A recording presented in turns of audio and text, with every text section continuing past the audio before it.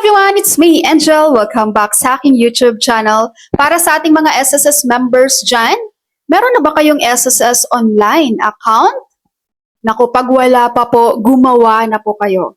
Dahil sa SSS online account ay magagawa nyo rin po ang mga bagay na kailangan nyong gawin sa SSS branch mismo. Katulad na lang sa pag-apply ng inyong loans, no?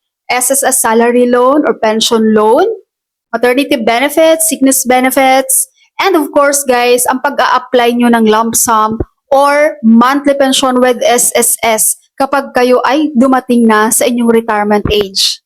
Yes, meron tayong viewer dito guys, nakaka-apply niya lang ng kanyang monthly pension. At alam niyo bang ginawa niya? Nag-apply lang siya sa kanyang SSS online account. At alam niyo ba guys, ilang araw lang na-approve ni SSS? 3 days. Imagine, ang bilis lang, di ba?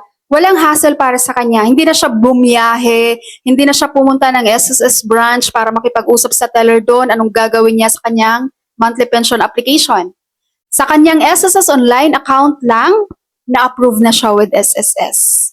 At ang kinagandahan pa dito guys, meron kasi iba dito na nagko-comment, no, ang hirap na hirap daw sila sa monthly pension dahil ang dami daw mga documents, requirements na hinihingi. Siguro po it's because magulo yung records mo with SSS. Paanong magulo? Maraming walang contributions. Naakala mo may mga contributions ka. Pangalawa, hindi pala permanent yung SSS number mo, nakatemporary lang pala yan.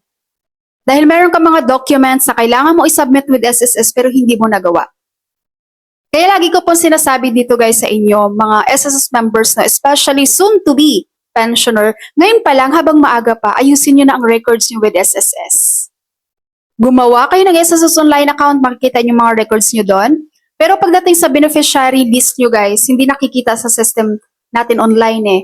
So you have to double check it with SSS. Para kapag nag-apply na kayo ng iyong monthly pension, all goods na. No, active yung beneficiary na nilagay nyo doon, tama yung beneficiary na nilagay nyo with SSS. At ito pa guys, may isa-share ako sa inyo kung bakit kailangan nyo pong gumawa na ng SSS online account.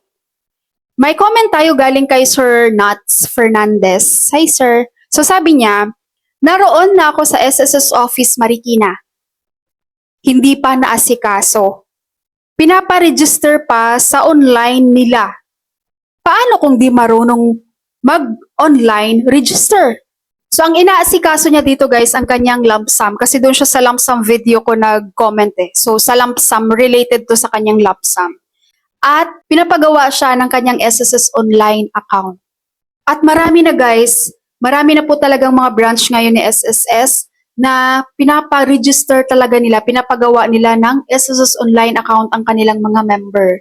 At doon nila pinag-a-apply. So halimbawa na lang dito guys, yung salary loan sa ating mga employees, hindi sila nag-accept ng walk-in, online registration, online application.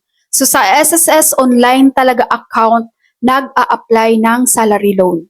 Maternity benefits, online din guys. Kaya kapag meron tayo ditong mga SSS members na babae tapos mag-claim ng maternity benefits na nagbo-walk-in with SSS, pinapagawa rin po sila ng SSS online account at doon sila mag-a-apply ng kanilang maternity benefits. Nasa digital world na kasi tayo guys.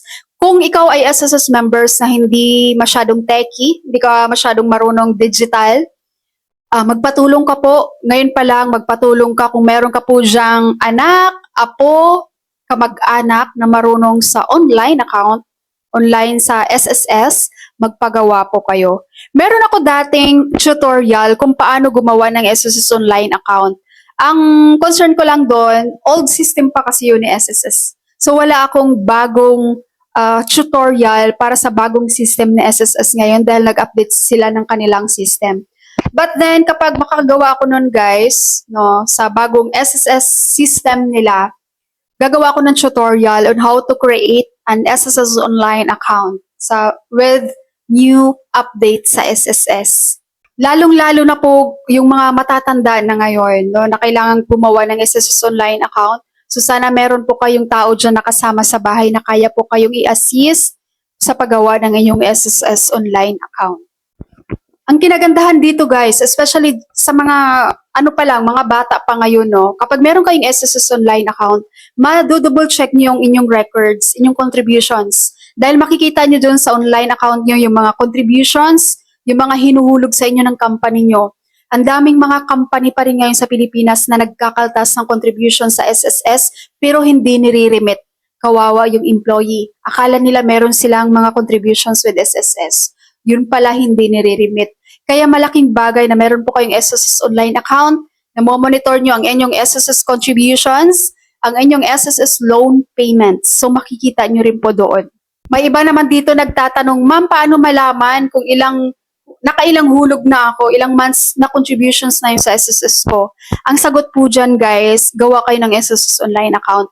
Makikita nyo po doon lahat. Mas okay na yun kaysa pupunta kayo sa SSS tapos doon kayo magtanong, di ba? Sasabihin lang din sa inyong gawa kayo ng SSS online account. Alright, SSS members, if you have any questions, just comment below. Thank you so much for watching everyone. God bless you all.